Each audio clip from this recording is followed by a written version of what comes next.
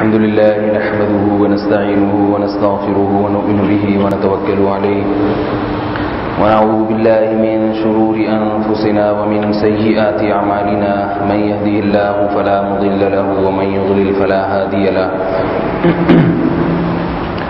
ونشهد أن لا إله إلا الله وحده لا شريك له ونشهد أن سيدنا وحبيبنا وشفيعنا وسندنا محمدا عبده ورسوله صلى الله تعالى عليه وعلى آله وأصحابه وبارك وسلم تسليما كثيرا أما بعد فأعوذ بالله من الشيطان الرجيم بسم الله الرحمن الرحيم وليست التوبة للذين يعملون السيئات حتى إذا حضر أحدهم الموت قال إني تبت الآن والذين يموتون وهم كفار اولئک اعتدنا لهم عذابا الیما۔ سورہ نساء کی آیت نمبر 18۔ اور ان لوگوں کی توبہ نہیں ہے جو گناہ کرتے رہتے ہیں یہاں تک کہ جب ان میں سے کسی ایک پر موت کا وقت آتا ہے تو وہ کہتا ہے کہ میں اب توبہ کرتا ہوں، اور نہ ہی ان کی توبہ ہے جو مر جاتے ہیں اس حال میں کہ وہ کافر ہوتے ہیں۔ اولئک اعتدنا لهم عذابا الیما، یہ وہ لوگ ہیں جن کے لیے ہم نے دردناک عذاب تیار کر کے رکھا ہے۔ اس آیت پر تقریباً 2-3 ہفتوں سے بیان چل رہا ہے کہ توبہ کی قبولیت کے لیے ضروری ہے کہ موت سے پہلے توبہ ہو۔ اسی طرح وہ نشانیاں جن کا قرآن اور حدیث میں ذکر ہے، سورج کا مغرب سے نکلنا، اس سے پہلے انسان توبہ کرے۔ قرآن مجید میں فرعون کی توبہ کا بھی تذکرہ فرمایا۔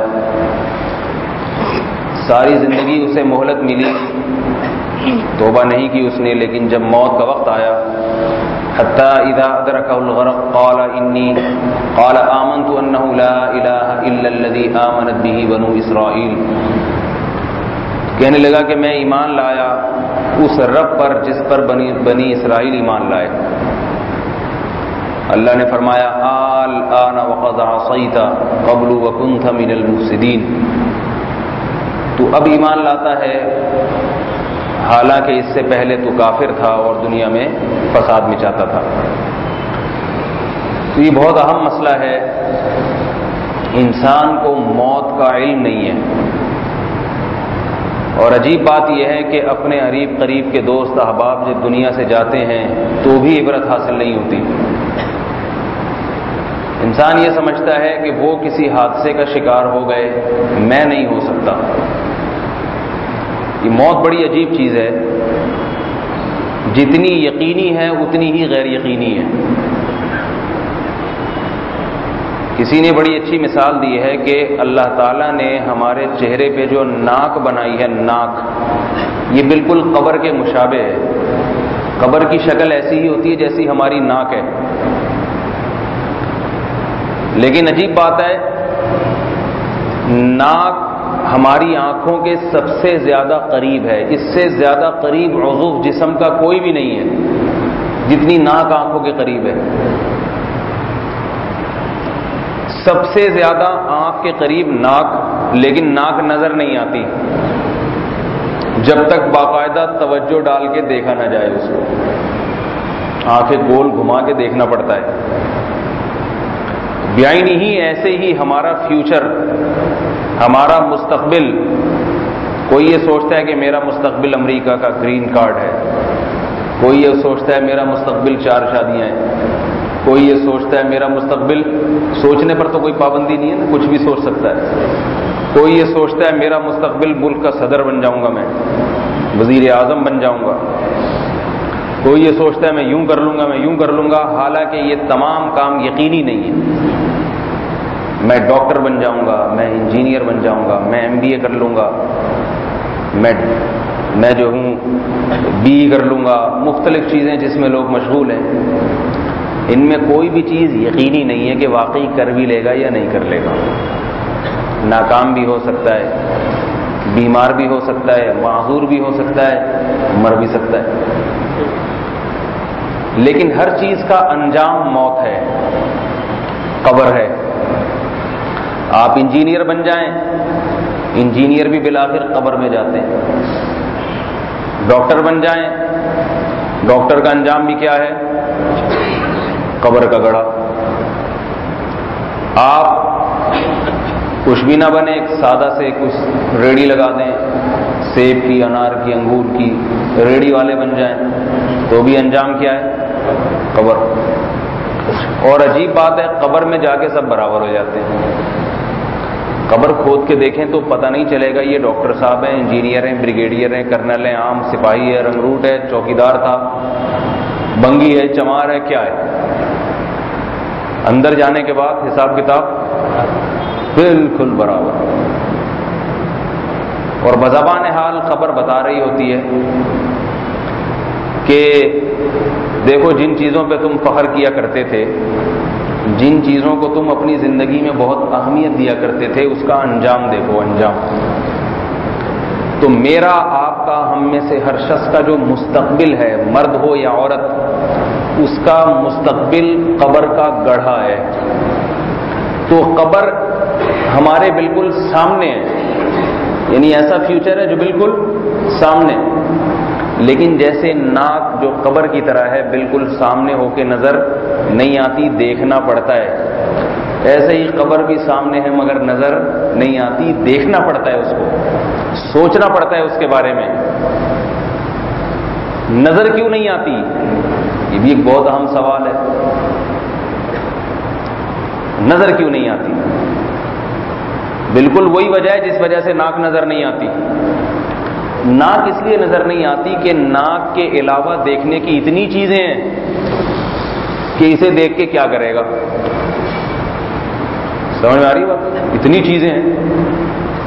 تو قبر کے علاوہ دیکھنے کی دنیا میں اتنی چیزیں ہیں، انہیں دیکھتے دیکھتے جو دیکھنے کی اصل چیز تھی اس کو دیکھنے کی توفیق نہیں ملتی. اور دوسری بات یہ کہ قبر کے علاوہ جو دنیا میں اللہ نے دیکھنے کی چیزیں پیدا کی ہیں وہ اتنی خوبصورت، اتنی مزین ہیں کہ انہیں دیکھنے کے بعد قبر دیکھنے کا دل کرتا ہی نہیں ہے. دل ہی نہیں چاہتا اس فیوچر کی طرف غور کرنے کا اور دیکھنے کا. اسی وجہ سے اللہ نے قرآن میں فرمایا انا جعلنا ما علی الارض زینۃ لہا. فرمایا یہ جو تم قبر کو بھول جاتے ہو نا، بھولتے ہو، حالانکہ بھولنا نہیں چاہیے، اس کو تو سامنے ہے بالکل. یہ بھولتے اس لیے ہو کہ ہم نے زمین اور اس کے اوپر جتنی چیزیں ہیں، قبر تو زمین کے اندر ہوتی ہے نا، ہم نے زمین اور اس کے اوپر کی چیزوں کو مزین کر دیا ہے. مزین، زینت دے دی ہے. زینت کسے کہتے ہیں کہ ایک شے میں بذات خود حسن نہیں ہے لیکن اس پہ چمک پٹیاں لگا کے، میک اپ کر کے، جھالریں پہنا کے اس کو جیسے W11 کو دیکھ لو. W11 بذات خود خوبصورت نہیں ہوتی، تبھی شادی میں دولہا دلہن کو W11 میں کوئی بھی نہیں لے کے جاتا. صحیح نا، کہ W11 میں آ رہے ہیں، لیکن اس کے ڈرائیور نے اس کو کیسا چمکایا ہوا ہوتا ہے، اس میں جھالریں لگائی ہوئی ہیں، اندر بیٹھو تو لال نیلے پیلے کیا وہ ایک پورا بنایا ہوا ہوتا ہے اس نے خوبصورت. اس کو کہتے ہیں زینت. زینت کے بعد بدصورت چیز بھی اچھی لگنے لگتی ہے. تو اللہ نے کیا فرمایا کہ یہ جو زمین اور اس کے اوپر کی چیزیں ہیں ان کو ہم نے خوبصورت بنایا. نہ نہ نہ، یہ نہیں کہا. اگر اللہ یہ کہہ دیتے کہ زمین اور اس کے اوپر کی چیزوں کو ہم نے خوبصورت بنایا تو اس کا مطلب واقعی اس میں حسن ہے، واقعی یہ اس قابل ہے کہ ان سے دل لگایا جائے. بتایا کہ نہ نہ نہ، ہے نہیں، ہم نے ان کو زینت دے دی ہے، مزین کر دیا ہے، ان کو ایسی چمک پٹیاں لگا دی ہیں ان کے اوپر اور ایسی خوبصورت چادروں میں ان کو لپیٹ دیا ہے. یہ چیزیں ان کی جو پیکنگ ہے نا، پیکنگ وہ بڑی خوبصورت ہے.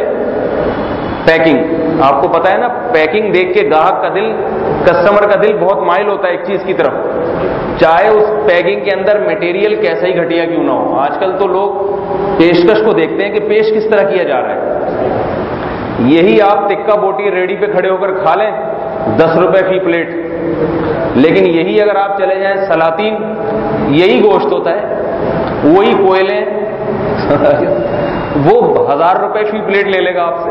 وجہ اس کی ہے کہ یہاں آپ جب جائیں گے ریڑھی والے کے پاس, وہ آپ کو نالے پہ بٹھا دے گا, ایک اسٹول پہ بیٹھ جا بھائی یہاں پہ, تیرا بھی نمبر آ جائے گا, تو تڑاک سے بات کرے گا آپ سے.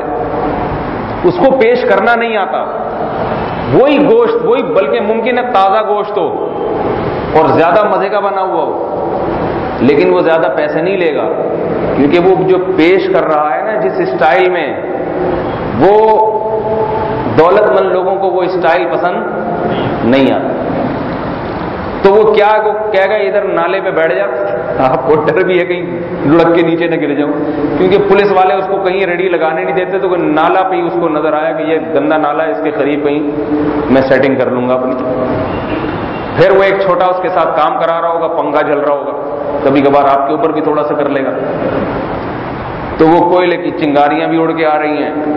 پھر آپ وہاں تھوڑا چھپ بھی رہے کہ مجھے محلے پڑوس پہ کوئی دیکھ نہ لے, یوٹیوب پہ نہ دے دے کہیں, صحیح نہ کہ بیٹھے ہوئے یہاں ٹکا بوٹی کھا رہے ہیں. رشتے کی بات چل رہی ہوگی تو سسرال والوں سے بچو گے. تو پیکنگ جو ہے نا, پیکنگ اس کی بڑی قیمت ہوتی ہے. میں ایک دفعہ ایک دکان پہ گیا, مجھے زیتون کا تیل خریدنا تھا. تو انہوں نے بتایا, ہمارے جان پہچان والے تھے وہ, انہوں نے کہا کہ مولوی صاحب, میں نے کہا یہ بڑا زبردست لگتا ہے کہ یہ جو ہے نا امپورٹ کیا ہے باہر سے, اور یہ, تو انہوں نے کہا یہ بہت مہنگا ہے, ڈبل قیمت پہ ہے. تو پھر کہنے لگے مولوی صاحب آپ یہ نہیں خریدیں, دوست ہیں ہمارے. میں نے کہا کیوں؟ کہہ رہے ہیں یہ اس کی جو پیکنگ ہے نا یہ بڑی خوبصورت ہے, یہ اس پیکنگ کی وجہ سے اس کی قیمت ڈبل ہے. یہی تیل ڈبے میں لے جائیں آدھی قیمت میں مل جائے گا.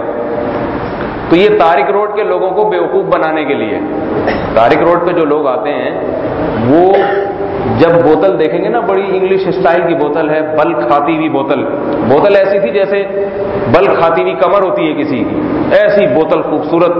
تو اس بوتل کو دیکھ کے ہی انسان کہتا ہے کہ جب بوتل اتنی خوبصورت تو اس کے اندر پتہ نہیں کون سے آرڈر پہ کوئی تیل بنوایا انہوں نے, امریکہ سے منگوایا ہے, پاکستانی تیل نہیں ہو سکتا اس کے اندر. اور وہی تھیلی میں ڈال کے شاپر میں ڈال کے دے دو تو تیل وہی ہے, لیکن لوگ کہیں گے پتہ نہیں لوکل مال پکڑا رہے ہیں.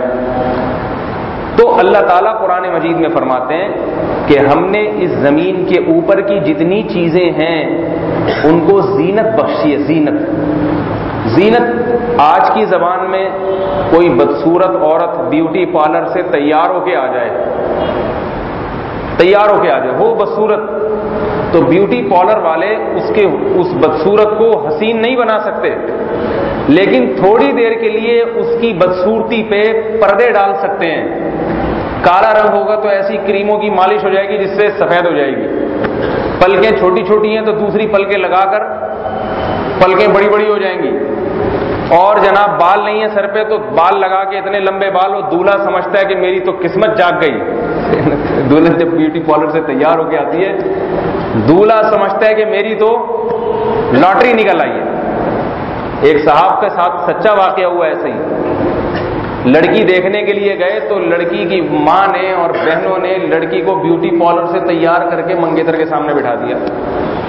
وہ بڑے متاثر, شادی ہوئی تو وہ ایک آدھ دن پارلر کے اثرات رہے. جب وہ اثرات ختم ہوئے, زینت تو زینت ہوتی ہے نا, اوریجنل تو نہیں ہے, تو وہ بیچارے اتنا پچھتائے کہ بھائی بہت دھوکا ہوا ہے.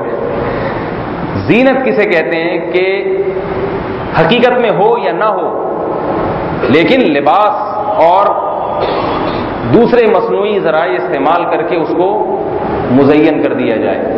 تو اللہ تعالیٰ کیا فرماتے ہیں کہ ہم نے زمین کے اوپر کی چیزوں کو اتنا دل نشیں بنا دیا ہے, اتنا خوبصورت بنا دیا ہے, یعنی مزین کر کے, کہ اب یہ زمین کی رنگ رلیاں انسان کو قبرستان سے غافل کر دیتی ہیں. اس میں اللہ نے یہ بھی بتا دیا کہ حقیقت میں حسن نہیں ہے, حقیقت میں نہیں ہے. چادریں, اس کی مثال ایسے ہے کہ جیسے آپ نے کوئی کھانا تیار کیا بد مزہ, لیکن اس کو ریشمی رومال کے اندر ڈھانک کے لے کر آ رہے ہیں, تو دور سے دیکھنے والا کیا سمجھے گا, بڑی خوبصورت ڈش ہے, بہت چمکدار چادر میں اس کو چھپایا گیا ہے. لیکن جب حقیقت کھلے گی تو پتہ چلے گا کہ بھائی چادر ہٹائیں گے تو پتہ چلے گا کچھ بھی نہیں. تو زمین کے اوپر جتنی چیزیں ہیں اللہ فرماتے ہیں ہم نے ان پہ حسن کی چادریں ڈال رکھی ہیں, اندر سے یہ حسین نہیں ہے, حقیقت کے لحاظ سے کچھ بھی نہیں ہے. ایسا اللہ نے کیا کیوں؟ اللہ تعالیٰ جو زمین کے اوپر کی چیزوں کی جو حقیقت ہے وہ واضح کیوں نہیں کر دیتے؟ پہلی بات تو یہ سمجھ لیں کہ زمین کے اوپر کی جتنی چیزیں یہ مزین ہیں, حقیقت میں ایسی نہیں ہیں جیسی نظر آ رہی ہیں. اس کی ایک دلیل بھی ہے. ایک دلیل تو وہ جو اللہ نے خود کہہ دیا, جب اللہ نے کہہ دیا تو ماننا پڑے گا. اور دوسرا, حقیقت میں آپ جا کے دیکھیں, گہرائی میں جا کے دیکھیں تو واقعتاً یہ ویسی ہے نہیں جیسی نظر آتی ہے. اس کی میں اکثر ایک مثال دیتا ہوں کہ دیکھو چمن بارڈر سے ایک گاڑی آئی ہے لینڈ کروزر, یہاں اتوار بازار میں بک رہی ہے. وہ آپ گئے بھائی اس کی قیمت کتنی؟ اس نے کہا 40 لاکھ ہونی چاہیے. بھائی ٹھیک قیمت بتائیے آپ نے. ہے تو 40 لاکھ, لیکن وہ کہہ رہے میں آپ کو 10 لاکھ میں دے دوں گا. آپ بڑے خوش ہوئے کہ آج تو میری لاٹری نکل آئی, 40 لاکھ کی گاڑی مجھے کتنے میں مل رہی ہے؟ 10 لاکھ. اب آپ نے اس کا دروازہ کھول کے دیکھا, بھائی کوئی فالٹ تو نہیں ہے اس میں. دروازے چیک کیے, اسٹیئرنگ چیک کیا, چلا کے بھی دیکھ رہے ہیں, انجن بھی بالکل اوریجنل لگا ہوا ہے, سب فٹ فاٹ. بڑے متاثر, بڑے خوش ہوئے آپ. لیکن آپ نے دیکھا کہ اس گاڑی کے, آپ نے کہا بھائی اس کی وجہ کیا؟ آپ بار بار اگلوا رہے ہیں کہ پھر اتنی مہنگی اتنی سستی کیوں دے رہے ہو؟ جواب میں کہتا ہے بھائی یہ اسمگلنگ کی گاڑی ہے, اس کے ڈاکومنٹس نہیں, اس کے کاغذات نہیں. تو اب آپ 10 میں بھی نہیں لوگے اس کو.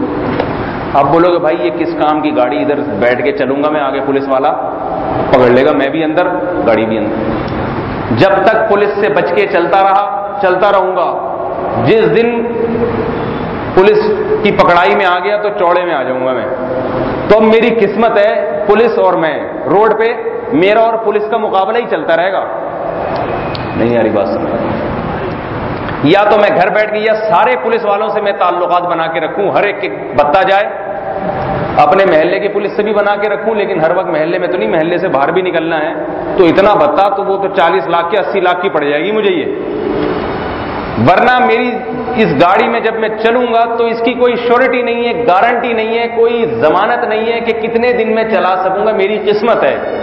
بعض دفعہ پولیس والے نہیں روکتے گاڑی دیکھ کے, تو بھائی اتنی بڑی گاڑی ہے اس کو روکنے کا کیا فائدہ, صحیح ہے نا, کوئی فون آ جائے گا تو چلاتا رہوں گا. لیکن یہ ہر وقت دل میں کھٹکا لگا رہے گا, کسی بھی وقت یہ مجھ سے چھن سکتی اور میرے پیسے برباد ہو گئے. اب آپ اس کو 10 لاکھ میں بھی نہیں خریدو گے, تبھی کوئی خریدتا بھی نہیں ہے. وہی خریدتا ہے جس کے اتنے اچھے تعلقات ہوں کہ وہ جعلی ڈاکومنٹس کم از کم بنوا سکے. تو یاد رکھیں یہ جتنی دنیا کی مزین چیزیں ہیں ان کے کاغذات نہیں ہیں. سمجھ میں آ رہی ہے بات؟ ان کے کاغذ, ان کی نمبر پلیٹ ہی نہیں ہے. موت کا فرشتہ جو ہے نا, موت کا فرشتہ ہر وقت گھوم رہا ہے, کسی بھی وقت آپ کی محبوب چیز کو آپ سے چھین سکتا ہے یا آپ کو اس سے چھین سکتا ہے. ہر وقت آپ نے جتنی دولت کما لی, اس دولت پہ, آپ کے خزانوں پہ کوئی اللہ کی طرف سے گارنٹی نہیں ہے, نمبر پلیٹ نہیں ہے, کوئی یہ نہیں لکھا ہوا کہ اس کی گارنٹی یا کتنے سال کی ہے کہ یہ دولت آپ کے پاس کتنے سال رہے گی, کوئی نہیں ہے اس کی. آپ کروڑ پتی بن جائیں, 2 منٹ میں موت کا جھٹکا آپ سے ساری دولت چھین لے گا. 2 منٹ بھی میں نے زیادہ کہہ دیے. اور چھینتے ہیں, جوان بھی مرتا ہے, بوڑھا بھی مرتا ہے, بچے بھی مرتے ہیں, موت ہر ایک پر آتی ہے. وہ الگ بات ہے کہ ہم اپنے بارے میں یہ خام میں فرض کر بیٹھیں کہ میں نہیں مروں گا, یہ ہماری بیوقوفی ہے. جتنے لوگ قبرستان میں آج پڑے ہوئے ہیں ان کو زندہ کر کے پوچھیں کہ جب تم مرے تھے تو تمہارا کیا خیال تھا, مر جاؤ گے؟ تو کہیں گے نہیں بھائی, ہمیں تو بعد میں احساس ہوا کہ اچھا موت کا فرشتہ اتنا سیریس تھا. ہم تو سمجھ رہے تھے کہ ابھی ویسی ہلکی سی کھانسی ہے, ہم تو سمجھ رہے تھے کہ ابھی گردوں کا تھوڑا سا مسئلہ ہوا ہے, بہتوں کے ساتھ ہوتا ہے, چلتے رہیں گے. ہم تو سمجھ رہے تھے کمر میں ہلکا سا درد ہے, ہمیں کیا پتا ریڑھ کی ہڈی کا کینسر ہو گیا تھا. ہم تو سمجھ رہے تھے کہ شوگر ہے, اوپر نیچے ہوتی رہتی ہے. اس دن اتنی اوپر ہوئی کہ دار فانی سے ہی کوچ کر گئے.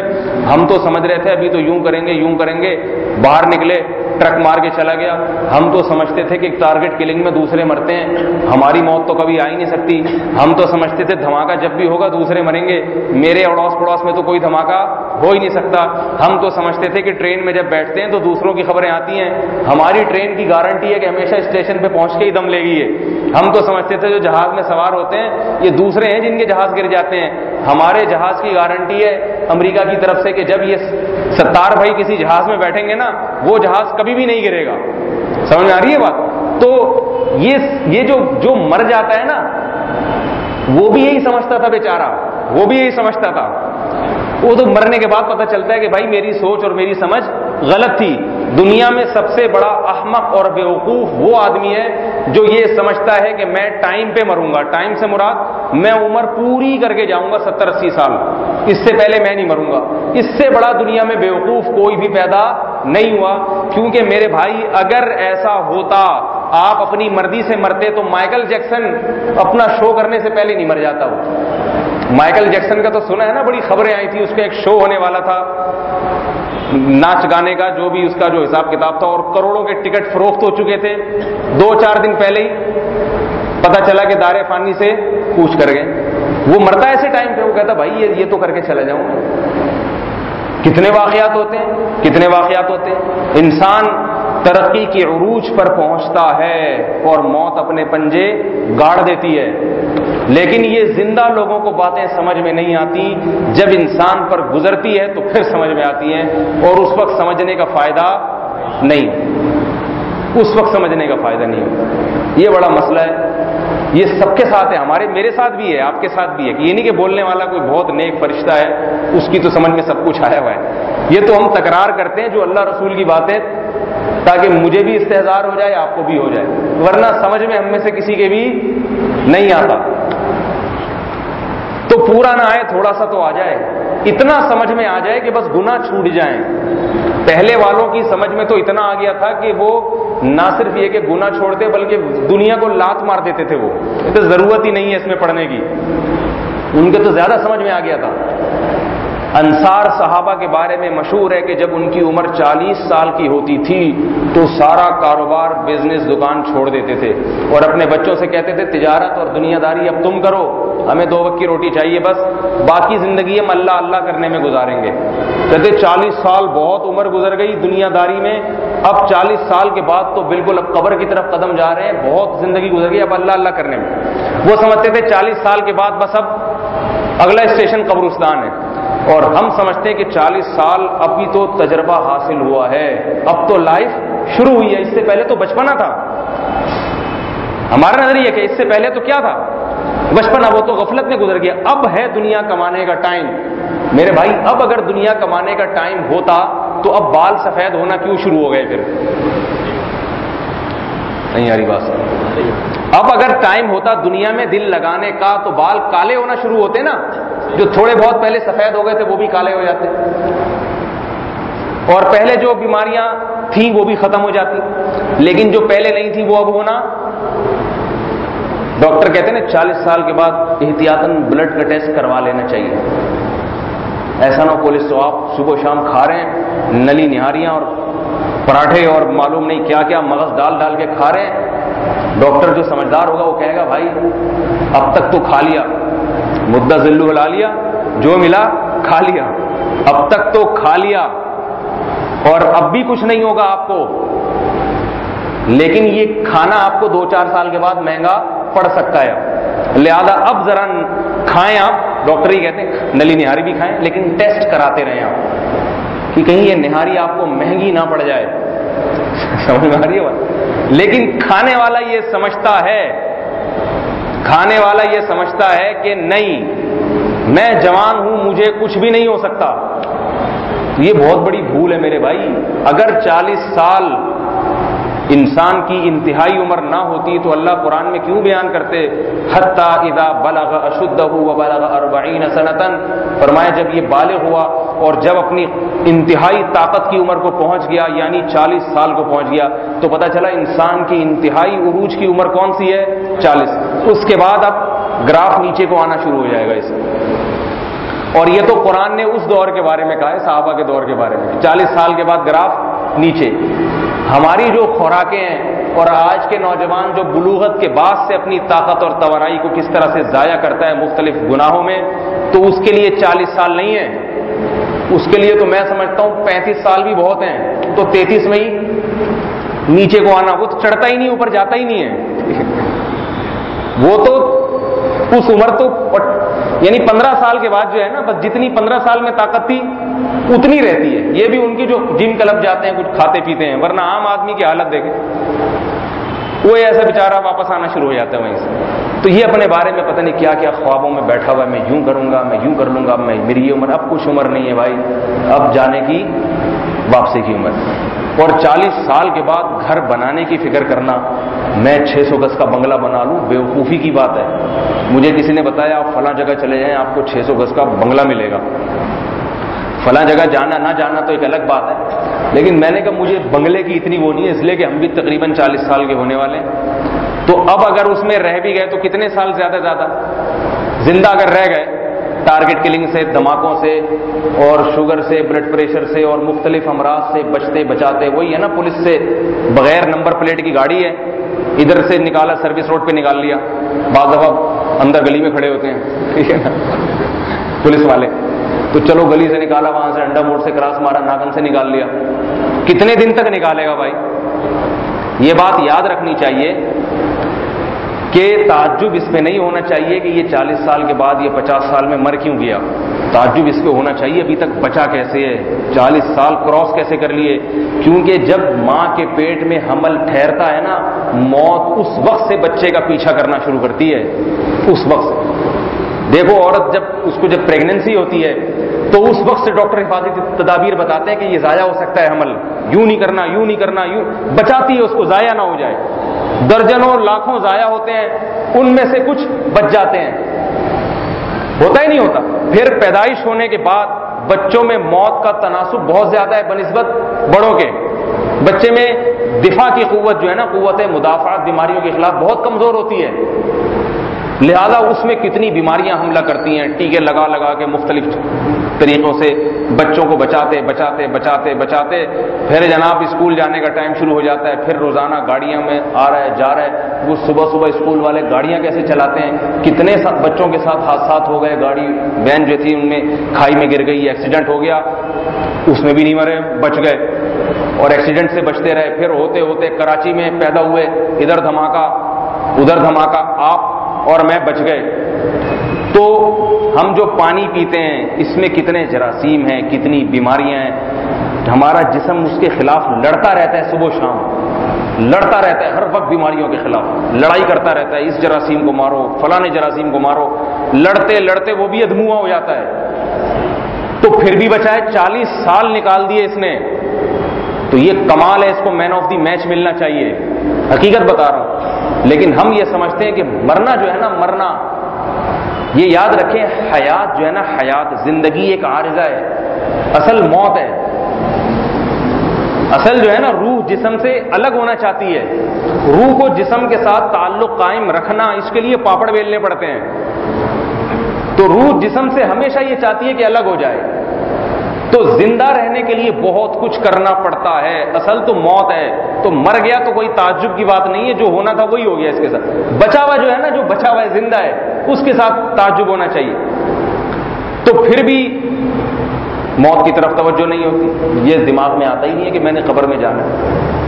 تو ایسا ہی ہے کہ جو ہے نا، موت کا فرشتہ صبح شام پیچھے بھاگ رہا ہے آپ کے، اور آپ اس سے بچتے پھر رہے ہیں. وہ آپ کی دولت بھی چھیننا چاہتا ہے، بیوی بچے بھی چھیننا چاہتا ہے، آپ کا دفتر بھی چھیننا چاہتا ہے، آپ کسی اونچی پوسٹ پر ہیں تو آپ کی کرسی چھیننا چاہتا ہے. دیکھو یہ حکمران جب کرسی پہ آ کے بیٹھتے ہیں، ان کی کرسی کھینچنا کتنا مشکل کام ہوتا ہے. مشرف آگے بیٹھے تب بڑی مصیبت سے کھینچی ہے، 11 سال سب نے مل کے زور لگایا تو جا کے کرسی نکلی ہے. ہوا ہی نہیں ہوا. لیکن موت ایک سیکنڈ میں. حکمرانوں پہ جب موت آتی ہے تو بچا سکتا ہے کوئی ان کو؟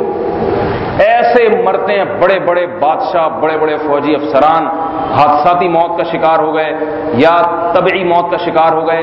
اللہ نے سلیمان علیہ السلام کو جو اتنی بڑی طاقت، حکومت، بادشاہت دی، موت بڑے عجیب طریقے سے واقع کی حضرت سلیمان علیہ السلام پر، تاکہ عبرت بنا دوں میں۔ سلیمان علیہ السلام کے ہوا ان کے تابع، جنات ان کے تابع۔ یہ جو آج کل کے عاملین ہیں، یہ جنات ونات کا ڈرامہ ہوتا ہے، ان کے پاس کچھ بھی نہیں ہوتا۔ کوئی عامل کہنا میں جنات کو یوں کر کے یوں کرا دیتا ہوں، پوری گارنٹی، پوری ذمہ داری سے کہتا ہوں، آپ اس عامل کے پاس بیٹھیں، اس کی آنکھوں میں آنکھیں ڈال کے بات کریں، بولے تجھ میں دم ہے تو جن کو یہاں حاضر کر کے دکھا دے، کبھی نہیں دکھا سکتا وہ۔ آپ سائیکی بن جاتے ہیں نا، پتہ نہیں کیا کر دے گا یہ، تو پھر وہ دماغ میں مسمرزم کر دیتا ہے وہ، پھر آپ کو دھواں بھی نظر آئے گا، یہاں سے دھواں نکل رہا ہے، یہاں سے کوئی چڑیل بھی گزری ہے سائڈ مارتے ہوئے، ٹھیک ہے نا۔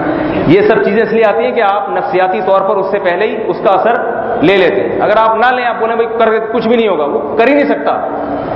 اس کو اگر یہ ہوتا نا جنات یوں لے آئے یوں نا، تو وہ تو بیچارہ، اس کے تو لڑائی جھگڑے ہوتے، وہ تو جنات سے پٹوا دیتا اپنے دشمن کو۔ عاملوں کے جھگڑے ہوتے ہیں، آپ جائیں گریبان سے پکڑیں، 2-4 مکے ماریں، وہ بھی مکے ہی لگائے گا آپ کو۔ آپ کہہ سکتے ہیں بھائی تجھے مکہ لگانے کی کیا ضرورت ہے، ایک بٹن دبا، جن آئے گا، جن کا تو ایک مکہ میرے 100 مکوں کے برابر، لیکن وہ یہ کام، وہ پولیس سے بہت ڈرتا ہے۔ حالانکہ عامل کے پاس جنات ہوتے تو پولیس سے ڈرنے کی اس کو ضرورت کیا تھی، وہ تو جنات کی پولیس بلا لیتا۔ سمجھ آ رہی ہے بات؟ جنات کی پولیس بلا لیتا۔ تو خیر یہ موضوع درمیان میں تڑکا لگا دیتا ہوں، کیونکہ لوگ بڑے متاثر ہو رہے ہیں۔ اور یہ بھی بتا دوں، عامل چاہے دیوبندی ہو، چاہے تبلیغی ہو، چاہے مجاہد ہو، چاہے بریلوی ہو، چاہے غیر مقلد ہو، کوئی بھی ہو، وہ 2 نمبر پہلے ہوگا۔ سمجھ آ رہی ہے بات؟ 2 باتوں میں سے ایک بات ہے، یا تو وہ نیک ہوگا ہی نہیں، فراڈی ہوگا، اور اگر وہ نیک ہے، بعض دفعہ نیک لوگ بھی عامل ہوتے ہیں، وہ کہہ رہے ہیں جنات آ رہے ہیں ابھی یوں کچھ کر کے دکھا رہے ہیں، تو وہ نیک اگر ہے نا، تو سمجھ لو کہ پھر اس کا دماغی توازن خراب، کیونکہ وہ چلے ولے کاٹ کے عملیات کر کے نیک آدمیوں کا بھی دماغ خراب ہوتا ہے۔ صرف اس کے لیے فاسق فاجر ہونا ضروری نہیں ہے، تو وہ ہوتا چونکہ نیک ہے، چلے ولے اتنے کاٹے ہوئے ہوتے ہیں کہ اس بیچارے کی کھوپڑی گھوم گئی ہے، کچھ نہیں ہوتا، پھر بھی اس کو نظر آ رہا ہوتا ہے، وہ کہتے ہیں یہ جنات ہیں آپ کے اوپر، 50 جنات چڑھے ہوئے ہیں، جھوٹ نہیں بول رہا ہوتا، اس کا چونکہ اپنا دماغ خراب ہے، اس لیے اس کو لگتا ہے ایسا۔ آپ کا بھی خراب تھا، آپ کو بھی نظر آ رہے تھے، اس کا آپ سے زیادہ، آپ کی رپورٹ یہ تھی کہ 1 ہے، اس کی رپورٹ کیا ہوگی 50، تو وہ اس لیے نہیں کہ جھوٹ بول رہا ہے، اس بیچارے کو کسی نے ڈال دیا چلوں پہ، تو وہ چلے کر کے اس بیچارے کی سیٹنگ آؤٹ ہو گئی۔ تو پھر ایسے عامل سے بدگمان نہیں ہونا چاہیے، کہنا چاہیے بہت بڑے بزرگ ہیں پہنچے ہوئے ہیں، لیکن حضرت جی کا دماغ تھوڑا سا، بھائی دماغ حضرت جی کا بھی آؤٹ ہو سکتا ہے اگر دماغ کو حد سے زیادہ استعمال کیا جائے نا۔ دیکھو ایک بہت نیک آدمی اپنی حیثیت سے زیادہ وزن اٹھائے گا تو بازو ٹوٹے گا نہیں ٹوٹے گا، تو کتنا ہی نیک آدمی ہو اپنی حیثیت سے زیادہ جب چلے کاٹے گا اور قبروں میں بیٹھ کے اور یہ الٹے سیدھے حرکتیں کرے گا تو دماغ کی سیٹنگ اس کی بھی آؤٹ ہوگی۔ تبھی اللہ کے نبی نے ذکر اذکار بھی اعتدال سے کرنے کا حکم دیا تاکہ دماغ خراب نہ ہو جائے۔ سمجھ میں آ رہی میرا خیال ہے باتیں؟ تو عامل میں 2 میں سے ایک صفات ہوتی ہے، یا تو وہ فراڈی ہوتا ہے یا نیک ہوتا ہے مگر دماغ کی سیٹنگ آؤٹ۔ تو میں جیسے اس کی مثال میں آپ کو پچھلے ہفتے بتائی تھی نا میں نے کہ عامل کو جو آپ پہ 50 جنات نظر آ رہے ہیں، جبکہ آپ کی رپورٹ یہ تھی کہ 1 جن ہے، عامل کہے گا بہت سارے بھیجے ہوئے ہیں۔ تو بالکل ایسے ہی ہے جیسے ایک آدمی جس کی آنکھوں میں بھینگا پن تھا، وہ ڈاکٹر کے پاس گیا اور کہنے لگا ڈاکٹر صاحب مجھے 1 کے 2 نظر آتے ہیں۔ ڈاکٹر کہنے لگا کیا آپ چاروں کو یہی مرض ہے؟ ٹھیک ہے، تو وہ ڈاکٹر جھوٹ نہیں بول رہا، بھائی آپ کی آنکھ میں جو تھوڑی بہت سیٹنگ آؤٹ ہے، اس بیچارے کی سیٹنگ تھوڑی زیادہ آؤٹ ہے، تو اس کو لگ رہا ہے کہ 4 آدمی میرے پاس آئے ہیں۔ تو عامل جو نیک عامل ہوگا، تبلیغ میں وقت لگا ہوا ہے، دیوبندی ہے، کسی بزرگ کا خلیفہ ہے تو وہ نیک، لیکن سیٹنگ کیا ہو گئی ہے؟ آؤٹ ہو گئی، تو اس کو لگے گا حالانکہ ہوتا کچھ نہیں ہے۔ سمجھ میں آ رہی ہے بات؟ آتی نہیں ہے، پھر وہیں جاتے ہیں عاملوں کے پاس۔ تو میں یہ عرض کر رہا تھا، جلدی جلدی بات سمیٹو، یہ سوالات کے پرچے بھی کافی زیادہ پڑے ہوئے ہیں۔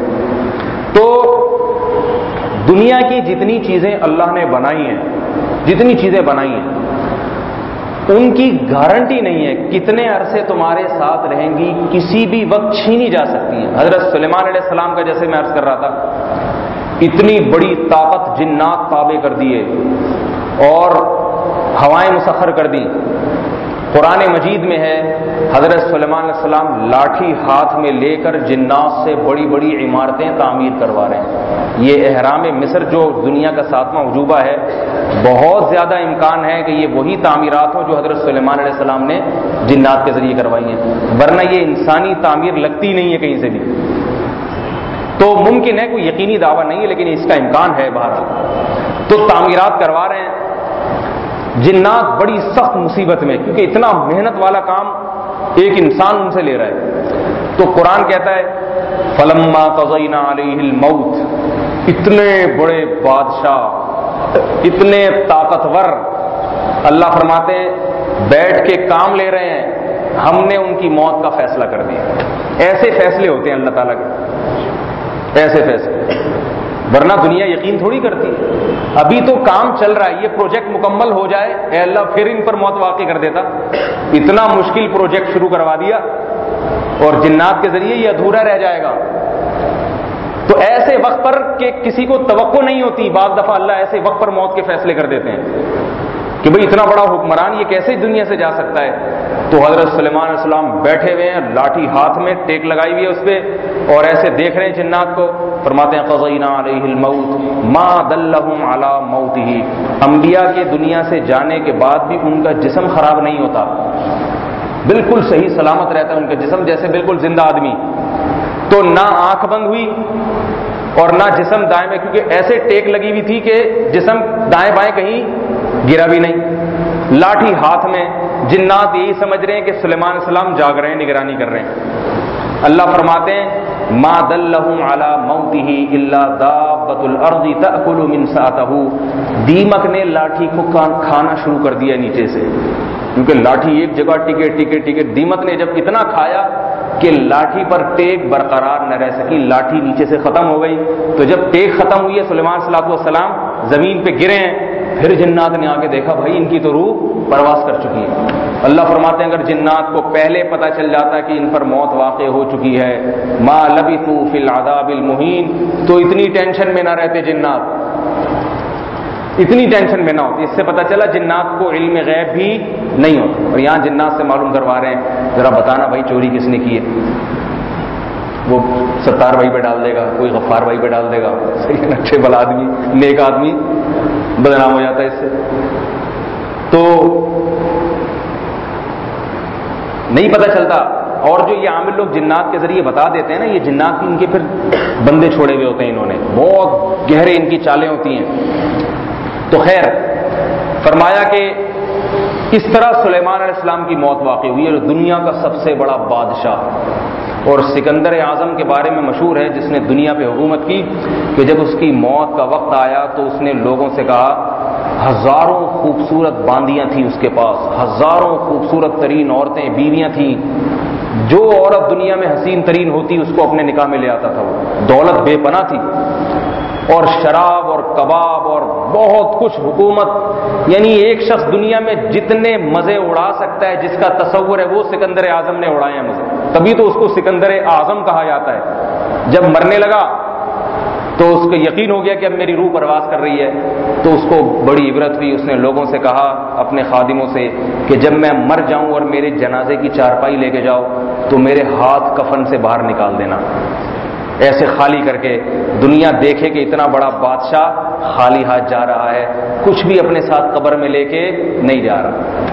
تو میرے بھائی بعض کو موت کے وقت عبرت ہوتی ہے اور بعض عقل مند پہلے ہی سمجھ جاتے ہیں کہ بھائی یہ دنیا دل لگانے کی جگہ نہیں ہے۔ حضرت مرزوق نے کہا نا، جگہ جی لگانے کی دنیا نہیں ہے، یہ عبرت کی جا ہے، تماشا نہیں ہے۔ تو عبرت کی جگہ ہے، تماشا نہیں۔ تو اللہ نے قرآن میں کیا فرمایا، یہ دنیا ہنسی ہے نہیں، اس کو ہم نے چمک پٹیوں سے اور میک اپ سے مزین کیا ہوا ہے، حقیقت میں اس میں فنا کا لیول لگا ہوا ہے، فنا۔ آج کل لڑکوں کو معاشقے بہت ہوتے ہیں لڑکیوں سے، تو ذرا دیکھ لیا کرو یہ بڑھاپے میں اس کا کیا حال ہوگا۔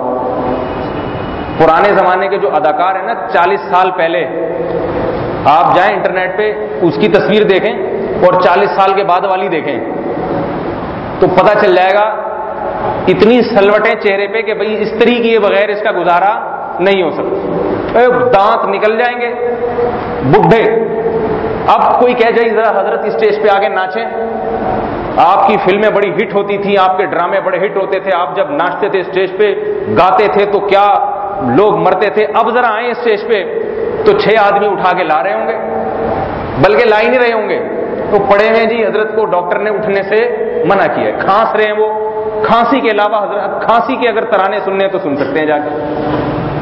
یہی مردوں کا حال بھی ہوتا ہے، یہی عورتوں کا حال بھی ہوتا ہے۔ تو تھوڑے دن میں سارا حسن و جمال ختم۔ میں جب اپنی دادی کو دیکھتا تھا بچپن میں، 80 سال ماشاءاللہ ان کی عمر، نمازی پرہیزگار، جیسی بوڑھی عورتیں ہوتی ہیں، سلوٹیں، چہروں پہ دانت نہیں ہیں، اللہ اللہ کرتی رہتی تھی، تو ہماری دادی نے ایک دفعہ ہمیں بتایا کہ ہم اپنے بچپن میں بھینسوں کا دودھ نکالا کرتے تھے اور ہمارے نوکر چاکر تھے، وہ ہمارے لیے جناب وہ چارہ کاٹ کے لاتے تھے ہندوستان میں، اور پھر ہم وہ بھینسوں کے آگے ڈالتے تھے، پھر یہ کرتے۔ میں کہتا دادی، اور پھر ہم دوڑتے تھے اور ایسا کرتے تھے، یوں درختوں پہ چڑھ جاتے تھے، اور جو ہے نا آم کے ہمارے باغات تھے، درختوں پہ چڑھ کے ہم بیٹھ کے آم کھاتے تھے۔ میں کہتی یہ دادی ہماری کیسے چڑھتی ہوں گی درختوں پہ؟ وہ بتاتی تھی ہم بھائی پہلے ایسے تھوڑی تھے، اب ہو گئے ہیں بیٹا۔ تو مجھے یقین نہیں آتا تھا کہ بھئی ایسا بھی بدل سکتا ہے کوئی، کہ پہلے ہماری دادی ایسی ہوں درختوں پہ چڑھ جاتی ہوں، جب عمر جو ان کی 8-10 سال جو بچوں کی عمر ہوتی ہے، بھاگتی دوڑتی، تو یہ اب کیا ہو گیا؟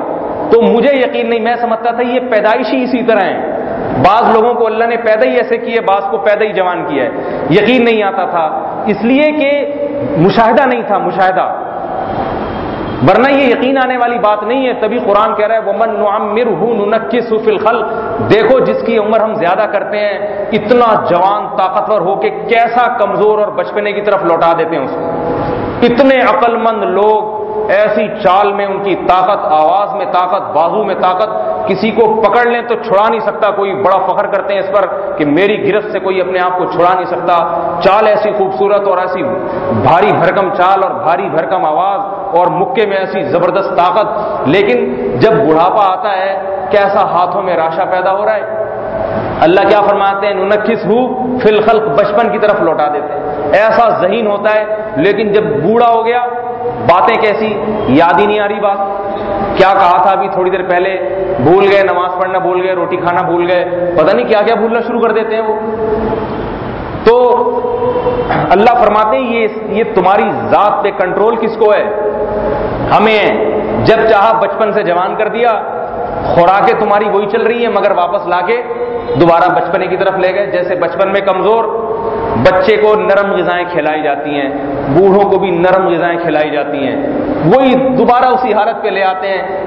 انسان کتنی ترقی کر گیا مگر اپنی باڈی پہ اس کا کنٹرول نہیں ہے، وہ بریک نہیں لگا سکتا۔ دنیا کے بڑے سے بڑے ڈاکٹر بھی یہ نہیں کر سکتے کہ اپنی صحت جہاں ہے وہاں روک دیں کہ بس یہ ہماری بڑی معیاری صحت ہے، اور ہمارے خون میں اتنا کولیسٹرول ہے، اتنے جو ہے نا ریڈ سیلز ہیں، اتنے وائٹ سیلز ہیں، بڑا ہر چیز سیٹنگ سے چل رہی ہے، بس یہ سیٹنگ اسی طرح برقرار رہے۔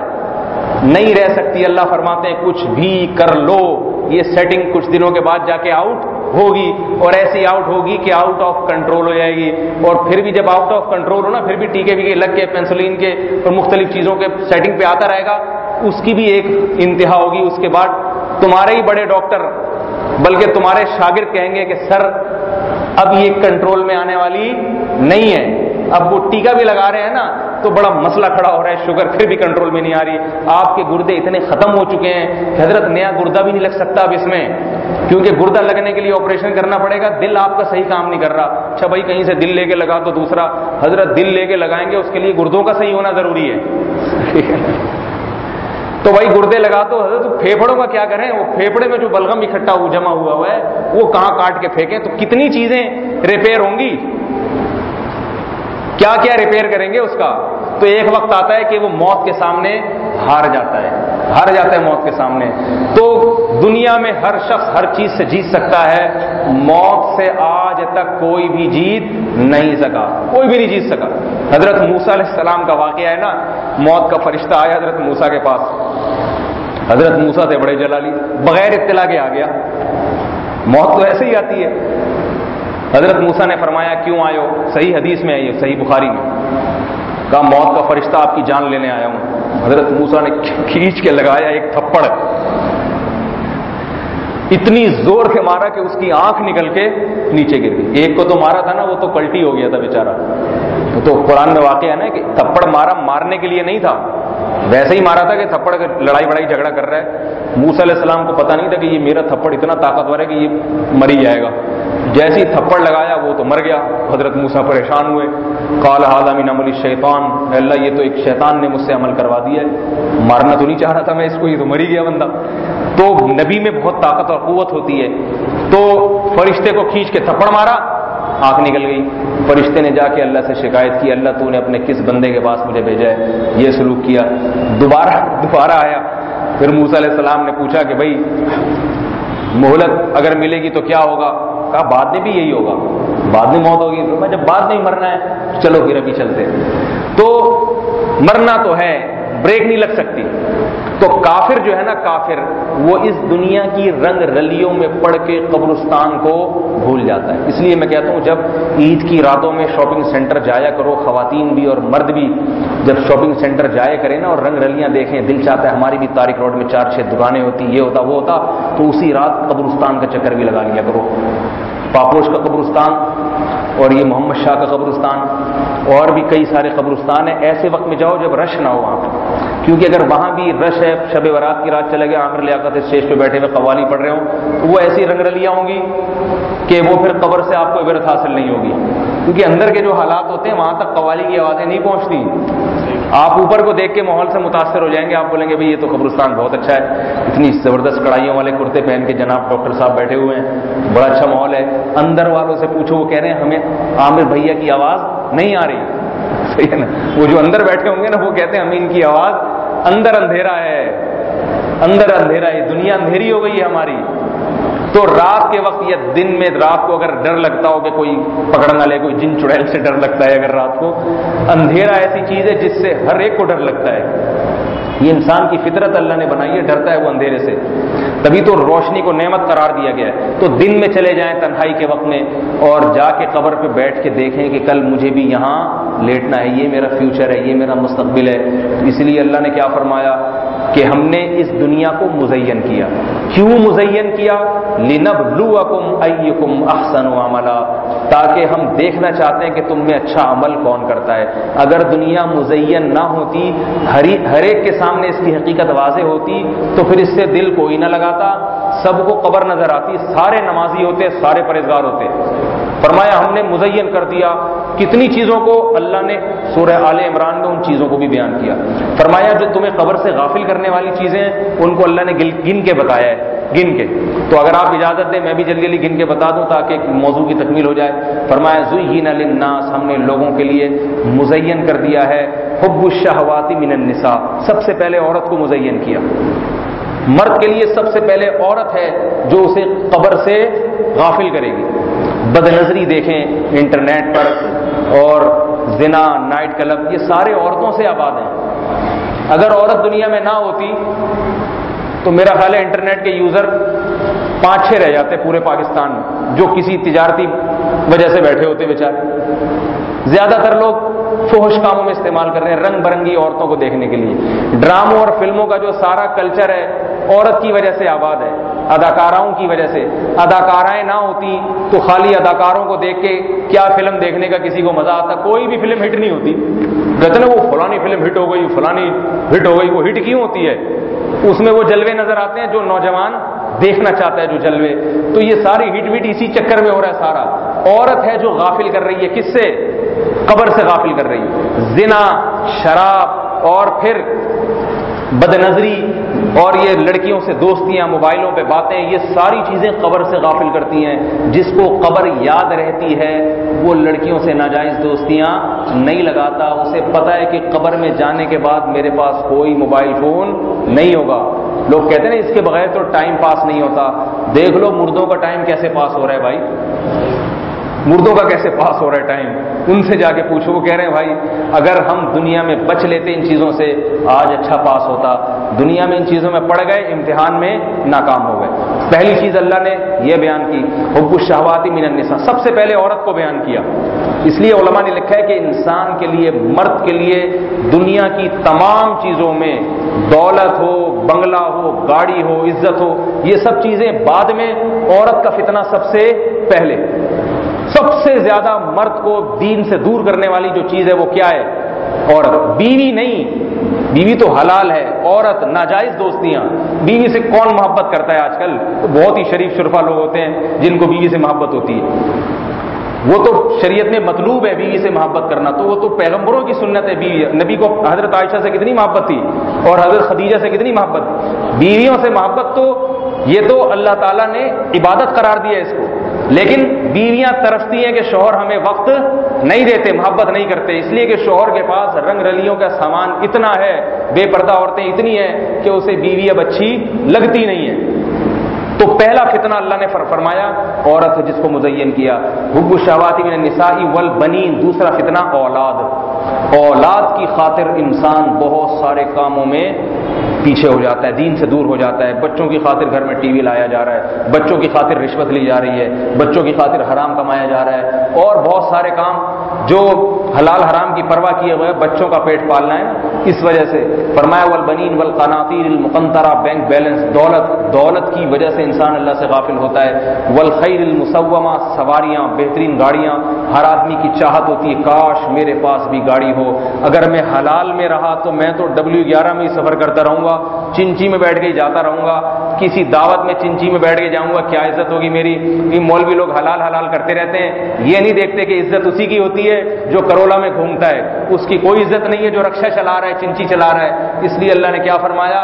سواریاں ہیں جو تمہیں اللہ کی یاد سے غافل کریں گی. یہ نہیں دیکھو گے کہ یہ چنچی چلانے والا بھی قبر میں جا کے ویسے ہی ہو جاتا ہے جیسا کرولا چلانے والا ہو جاتا ہے. سارے اندر جا کے تھوڑے دن کی کھیل کود ہیں، یہ کھلونے جو کھیلنے کے لیے ملے ہوئے ہیں، حقیقت کچھ بھی نہیں ہے اس کی. والقناطیر المقنطرۃ من الذهب والفضة والخیل المسومۃ والانعام والحرث. اور مال، انعام سے مراد اس زمانے کی دولت، چوپائے اور جانور تھے. اس زمانے میں جو بھی تجارتی اموال ہیں، تجارتی اموال، اس پہ لوگ فخر کرتے ہیں میری اتنی دکانیں، اتنے پلاٹ.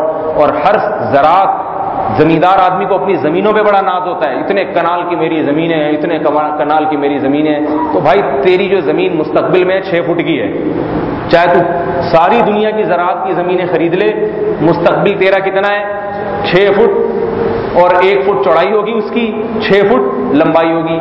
یہ بھی جب ہے جب کھلے میدان میں مل جائے، ورنہ پاپوش میں ادھر ادھر آج کل جو قبرستان کی حالت چل رہی ہے اس میں 6 فٹ بھی نہیں ملتے. وہ 6 فٹ میں 3 فٹ کسی اور کے ہوتے ہیں، ٹانگیں آدھی اس کی آئی بھی ہوتی ہیں. گورکن کے پاس جگہ نہیں ہوتی، اسی قبر میں آدھا آپ کو گھسیٹ دے گا، آدھے آپ کسی اور کی قبر میں جا رہے ہوگے. آج کل جو قبرستان، میں تو ڈر گیا ایک دفعہ، میں نے تو وصیت کی، میں نے کہا بھائی مجھے یہاں دفن نہیں کرنا، مجھے یہاں دفن یعنی ان قبرستانوں میں نہیں کرنا، کیونکہ وہ عجیب حالات ہیں، عجیب سی خبریں. اس کی ٹانگیں نکل کے آ رہی ہیں مردے کی، اس کا سر آ رہا ہے ادھر سے، جگہ ہے نہیں. اور ناجائز قبضے، ایک مردے کو نکال کر راتوں رات دائیں بائیں کرے گا گورکن، کیونکہ اس کے لواحقین تو پرانے ہو گئے، اب وہ کہاں آئیں گے پوچھنے کے لیے. دوسرے کو اس میں ڈال دیا. پھر قبر میں ڈالتے بھی کراچی میں ایسے ہیں کہ ویسے تو قبر چلو زمین کھود کے دفناؤ تو اس کو واپس مردے کو نکالنا مشکل ہے. اینٹوں کی قبر ہے، پکی ڈھکی، بالکل تابوت کی طرح. آج دفنایا تازہ عباسی والوں سے رابطہ کر لیا، ہاں بھائی ایک مردہ آیا ہوا ہے ہمارے پاس، بالکل نیٹ کلین تازہ مردہ ہے. گردے کتنے میں لوگے؟ پھیپھڑوں کے لگا لو صحیح، اور آنکھیں اتنے کی ہیں، بڑی پلکیں ہیں، دیکھ لو بھائی. ٹھیک ہے، ایسے آج کل گورکنوں کے ہسپتالوں سے رابطے چل رہے ہیں. میں مذاق نہیں کر رہا، حقیقت بیان کر رہا ہوں. مردہ تازہ جو ہے نا فوراً بکتا ہے. اب گھر والے آ رہے ہیں، فاتحہ خوانی کر رہے ہیں قبر پہ، اللہ ہمارے والد کی مغفرت فرما. فرشتے کہہ رہے ہیں بندہ ہی نہیں ہے بھائی یہاں پہ، مغفرت کس کی کریں؟ 2-4 چانپیں پڑی ہوئی ہیں. گردے عباسی والی لے گئے، سول اسپتال والے پھیپڑے نکال کے لے گئے، اور ٹانگیں کسی اور کو ڈونیٹ کرنے کے لیے وہ لے گئے. ہڈیاں جو ہے نا وہ دوائیوں میں استعمال ہو رہی ہیں. آنتیں وہ پیٹ کی اس کی دوا بنتی ہے، وہ آنتیں وہاں 2-3 چانپیں رہ گئی ہیں اس کی مغفرت کی کرتے ہو تو کر لیتے ہیں بھائی. تو یہ جو انسانی لاش ہے نا، انسانی لاش کو آج کل ڈاکٹروں نے جو ایک تماشا بنایا ہوا ہے، یہ بھی اسلام میں جائز نہیں ہے. یہ ایک الگ موضوع ہے، اس پر انشاءاللہ پھر کبھی بتاؤں گا. یہ مردوں کو جس طرح سے، کیونکہ انگریزوں کے ہاں تو اخلاقیات کوئی چیپٹر ہے ہی نہیں، کہتے بس ترقی کرو. کھانے سے پہلے یہ دیکھو اس میں پروٹین ہے یا نہیں، چاہے وہ چوہا کھاؤ، سانپ کھاؤ، چھپکلی کھاؤ، صحت کے لیے اچھا ہونا چاہیے. ان کے اخلاقیات نہیں ہے، کتا کھا رہے ہیں، بلی کھا رہے ہیں، کیا کھا رہے ہیں.